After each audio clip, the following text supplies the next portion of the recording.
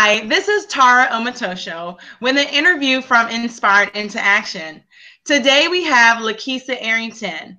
She's going to tell us about who she is and how she started her business. How are you doing, Lakeisa? I'm wonderful, Tara. How about yourself? I'm doing great, doing fabulous. Thank you so much for the opportunity to come out and share with you and your wonderful listeners. Thank you. Thank you. I'm glad that you were able to set aside the time to be interviewed. Could you tell the listeners about who you are, your business, and if they want to contact you, how can they go about doing that? Well, my name is Lakeisa Arrington, and I own a specialty boutique shop which allows you to customize apparel. We customize apparel for children, women, and men. We have wonderful bow ties and expressive tees and really jazzy sneakers for men, and everything under the sun that is related to princesses for women and beautiful little girls. You can reach us at Wow. Nayascloset. We're also located on the Princess Factory experience. If you Google Naya's Closet, every social media that we're connected to will come up. For example, we're on Facebook, Twitter, Pinterest, Instagram. In addition to the Princess Factory, we're on Pinterest, Instagram, Facebook, and Twitter as well. So how do you spell Naya's Closet? Nayas Closet is Nayas Closet, CLOSET, of course.com, and it's the Princess Factory Experience.com. Okay, all right, great. Wow, I didn't know that you make men's apparel. When did you start doing this? Well, we've always done expressive t-shirts, okay? Right, So right, I then we know that. decided to kick it up a notch and just add the fancy bow ties. And then we're always doing blingalicious sneakers for the girls. And the guys were like, come on, Lakeisa, can you do a little something extra for the guys? So we started studying out sneakers, and I have this wonderful artist that does a little painting on tennis shoes as well. Oh, wow, I can't wait to see that. I got to check out the website. It's a very exciting time for us right now. Okay, cool, cool, cool. So, Lakeisa, how long have you been in business, and what inspired you to even start a business like this? Well, amazingly enough, I stepped out on faith and left wonderful corporate America in about 2009. In 2009, I was just basically hand creating t-shirts, baby blankets, bibs, everything pertaining to a baby, because in 2008 I was married and we had our first child in 2009. And because I love girly things, every single thing that you could think of that was girly, I started to create it. The reason I was creating pieces because ever since I was a little girl, I mean, as young as 8 years old, I wanted to design clothes. So it was just the next best thing for me. I designed clothes through college. I even designed clothes during my latter years in high school. So this was just the next best thing for me to do. Wow, that's really good because one of my mantras is always is starting a business based on things that you already know how to do. So you Exactly. basically knew how to sew or knew how to design clothes, and you decided to start a business based on your knowledge of putting things together. That's really awesome. Yeah, where I am now, I like to say that it is a cross between my purpose and my passion, and we all of a sudden met, and now we're exploding. Um, I've always been in retail. I've been in retail in the administrative part because I worked as a staffing assistant in addition to an HR executive. So I've always had that background in retail. My first high end establishment that I worked with was Neiman Marcus. So I had an opportunity to see behind the scenes. I had an opportunity to mingle with all the wonderful people as a professional, a personal shopper. I had the opportunity to communicate with the buyers. So I've always had my foot in the door when it came to retail establishments. And then, although I worked in the administrative part, it gave me an opportunity to see the best of both worlds. Yeah. So all your clothes that you sell, you make. Yes, every single piece that you see, I make myself.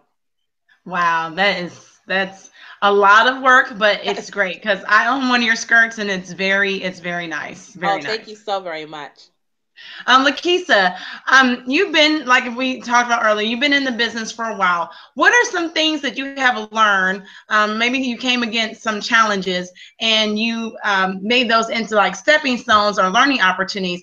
What are some things that you could share with the listeners of the things that you learned since you've been in business? The first thing that I've learned is, regardless of what you want to do, number one, write it down.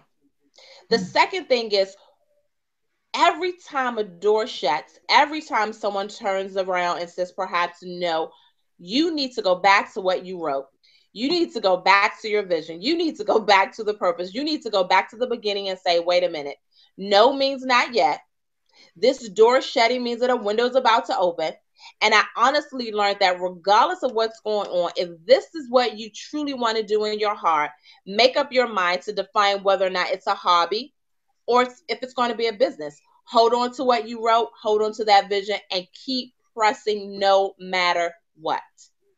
That is so important. I had to deal with that myself. I had to realize in my head, like, just because someone said no, there's like 100 people out there that are going to say yes. Yeah. So let's listen to the yeses and dismiss the no. And the no will come around later on when they see that you're doing something. They'll say, you know what?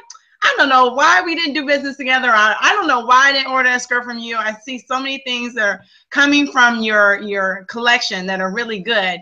And they want to get on board at that time. Have you found that to be true? Oh my gosh, Tara, it is amazing. I mean, honestly amazing. To piggyback off of the first one thing that we said about a no, I read or I was watching this wonderful interview with this gentleman who said, in order to get one yes, you need to at least hear 100 no's. So once you hear 100 no's, that one yes is wonderful. You're right in line. You're right on track. And I thought that was so motivational. Like, oh, let me get over it. Okay, I get it, sir. I understand. But one thing that I realized, and Tara, the great thing about me is that I'm so in love with God. So my entire ministry is based on just creating young individuals or giving them an opportunity to operate in their God-given ability inside and out. And the reason I bring that up is that it allowed me to press and it allowed me to push and it allowed me to remember why I was doing what I was doing, why it's so important for me to design the pieces that I'm creating. And then one day God set me down and said, Lakeisa, guess what? A lot of individuals, as far as their children are concerned, because I sold into the lives of a lot of young people, a lot of the individuals that you sold into, I'm going to show you the purpose or the primary reason behind my you will reap what you sow scripture. And he honestly opened up the doors when I had a project that was called 100 Skirts in 30 Days. So many parents of the individuals that I mentored or even just hung out with and took time out with and spent numerous hours with or whatever, so many of the parents out of nowhere were like, oh, Lakeisa, I'm sowing a seed. Oh, Lakeisa, I'm going to invest. Oh, Lakeisa, I'm going to join you on my journey. And it was a phenomenal moment for me. I mean, I just sat back and said, wow, God, look at you, God. It was an amazing time for me. So many people that I never even, not that I didn't communicate with them, but that I didn't expect to join me on my journey. I mean, God just opened doors that I didn't even imagine. So it has been phenomenal. So when's the next campaign? Because right. I'm sure people ask you like, when are you going to, what was the campaign? Just tell a little bit about what the campaign was and if that's something that you're going to attempt to do at a later date. Okay, so what we had was 100 skirts in 30 days. And every single thing throughout the 30 days was discounted. It was such a popular event that we did it, I want to say maybe almost 3 months. And then I had to slow down because I want to say I started in October and we stopped it in the beginning of the year. And then there were so many other events that were taking place. Valentine's Day was coming around. People had a bishop's ball was around the corner. So many people had a lot of evening engagements, and I had to sort of switch focus so that I can focus more on a lot of the Nayas couture pieces. So a lot of the pieces that you're seeing now are individuals who are going to evening affairs, individuals, of course, prom 2016 is approaching. So I needed to slow down and stay a little more focused because a lot of these pieces take a little more time. Yeah.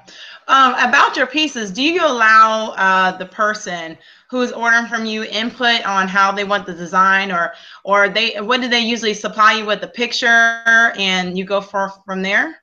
Yes. So the first thing we do, I get a lot of requests for, hey, Lakeisa, here's a dress. Can you duplicate it for me? Which is always fun for me because it inspires me to do more or even make it my own.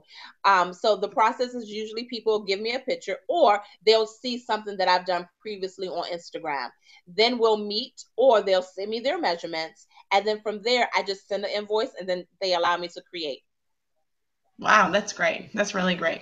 So tell me, what are three skills that you think entrepreneurs need to have? Number one, determination.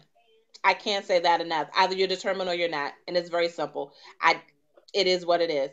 Number two, it's the ability to understand, and this is what we spoke about previously. That no just simply means that not right now. So that in a way that pretty much goes with determination. But the second thing I want to say is communication. You need to be able to open your mouth. You need to be able to knock on a door. You need to be able to just go out there and send an email, maybe inbox someone, maybe message someone, maybe DM someone. You need to be able to speak. You need to be able to walk with someone, have enough courage to say, hey, this is what I do. Are you interested? Oh, okay, great. Regardless of what the answer is, communication, determination, communication. And it just goes back to good old fashioned hustle. Hustle. Hustle. Hustle. Exactly. Because it's real. Hustle. No, it is. It is. It is.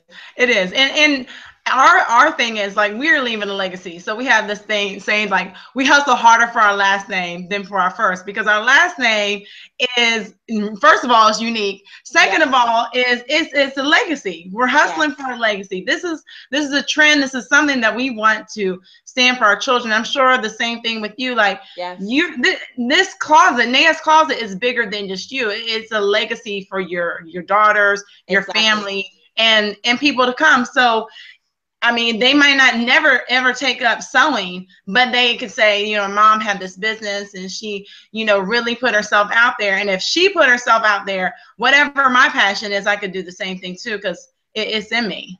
Yes, yes.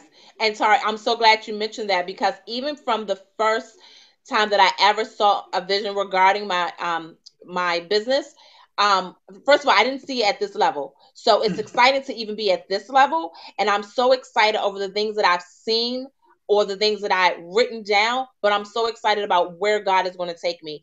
And in the very beginning, my purpose of it was to start a family owned business because this is what I'm passionate about. And you hit perfectly when you spoke about legacy. That's how I feel. That's my passion. That's what drives me. My the legacy that I leave for my children. The wonderful thing is my oldest daughter, Nayascloset, actually is derived behind her. It comes from Sanea, Nayascloset, because as Sanea grew up, Sanea was a very pretty young lady. So when you think of Nayascloset, it's a little bit of every single thing in our closet, from pretty to casual to urban to sassy to sexy. You know, when you think about it, whoever the young lady that my daughter has grown up to be, even when she was a young girl. So you see, I sell tutus, I sell frills, I sell Frawley. I mean, you name it, I created primarily because it's something about Sanea. The Princess Factory came about because of the two little girls that I have now. I need for them to understand that they're brilliant, beautiful, and blessed. And every little girl deserves to be a pretty princess. As a pretty princess, you have the ability to empower the world. So with the Princess Factory, we have an opportunity not only to make little girls feel wonderful on the outside, but we teach DIY classes so we empower them financially and give them the strength or the ability to say, guess what? I could do this thing myself. As a young entrepreneur, I can make my money. I could put it in the bank. We're going to school because knowledge is power. The more I read, the more I know. And guess what? The more I can grow. And then to top it all off, we celebrate all that fabulousness because we offer princess parties. I mean, we're doing it big, and it's all because of my young people, all because of my children. So what are the princess parties? You didn't go into that earlier. What's the princess party? So, and if I wanted to have, it's like something if I wanted to do for a birthday party, is that what it is, or is this an event? What is it? Yes, that's what it is. The princess party is basically an event. It's a celebration. It's a phenomenal moment in which we celebrate our young people. So their birthday parties, their sweet 16 parties, their whatever it takes for us to celebrate a young lady, that's what it is. Wow, that's really great. So action steps, because I'm all about taking action, inspired into action, right? Mm-hmm. So what are some action steps that people can do today or tonight, tomorrow, whenever, like as soon as possible, to take their ideas and make them into businesses? What do you think? What would you suggest are some ideas that people could do that?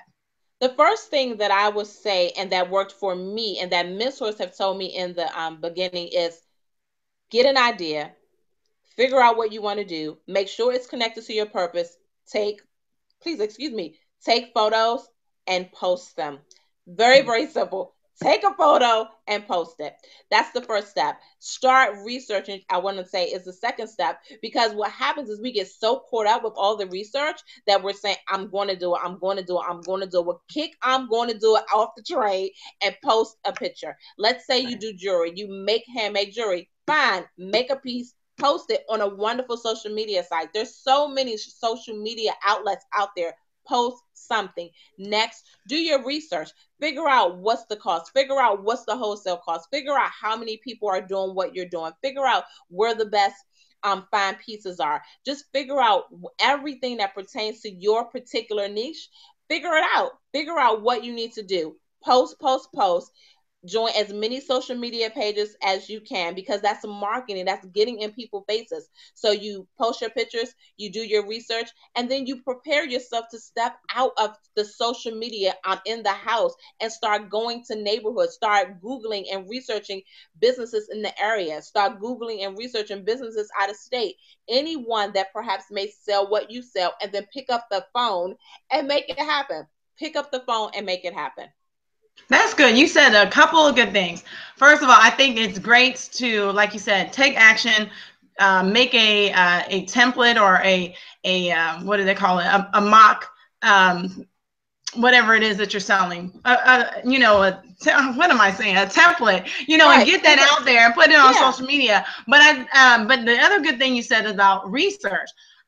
But don't start analyzing things so much that you get paralyzed in Yes, analyzing things. exactly. And I Yes, think a lot of, yes, or you start researching so many things and you see so many people out there doing it. And you're like, oh, I can't do my idea. There's too many out there. There are never enough McDonald's, never enough Burger never. Kings, never enough. So you Yes, have to keep pressing. And that's what a lot of times people get stuck at, that analysis piece or the research piece, because they start feeding into fear and doubt, and they yes, allow that to stop them. And then all of a sudden, your idea that you had, you see somebody walking it out, and you're like, man, God gave me that idea. yes, I should have really acted on it. But even if you are experiencing that today, still act on it. You may see somebody with tons of stuff. You may yes, you may see some things back in Lakeisa's closet. Like, I used to make tutus 5 years ago. yes, Hey, yes.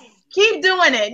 Keep doing it. I know Lakeisa does not have a scarcity mentality, so she's not going to get No, all bent up and out of shape no, about you creating tutus, and that's what she creates as well. yes, I think that's a lot of time. Those are very good action steps that you share, because you can research, but you said action, like start acting. You said there's so many social media outlets out there, and plus they're free. yes, Free. yes. I mean, people may start getting upset about you posting so many of your ideas out there, and all you do is post your business. But you know what? That's Whatever okay. you focus on will expand. Whatever you Yes. focus on will expand. So you have to make sure you do those things. I think that was great information. Great interview. Thank you, Lakeisa. Let's tell the listeners one more time where they can find you if they want more information, or they want to host a princess party, they want to order some skirts for you or some fabulous couture. Where can they find you again? Well, first and foremost, I would love for them to Google Nayascloset, and that's Nay apostrophe S closet, Closet. We're on the web. We're on Facebook. We're on Twitter, Pinterest, and Instagram. Then, in addition to Nayascloset, which sells a lot of the a mixture of men, women, and children, I would like for them to just drift on over to the Princess Factory Experience. The Princess Factory Experience is everything girly. I mean, everything girly, okay? So the princessfactoryexperience.com is something that they can venture off to. But at the same time, there's also Instagram, there's also Facebook, there's also Twitter, and there's also Pinterest for our particular companies. All right, great. Thank you again. And we appreciate all the information, all the wisdom that you share with us. One more thing, if there's a way that for someone to get in touch with me, they can also reach me at nayascloset@gmail.com. And that's Okay. NAYASCLOSET@gmail.com. All right, great. Thank you so much. We got to make sure they know exactly where to reach you because they may have questions from this interview, or like I said, they may want to contact you for services or your products. So really appreciate it. Thank you so very much, Tara. You enjoy the rest of your day. Thank you. You do the same. Take care. Bye-bye. Bye-bye.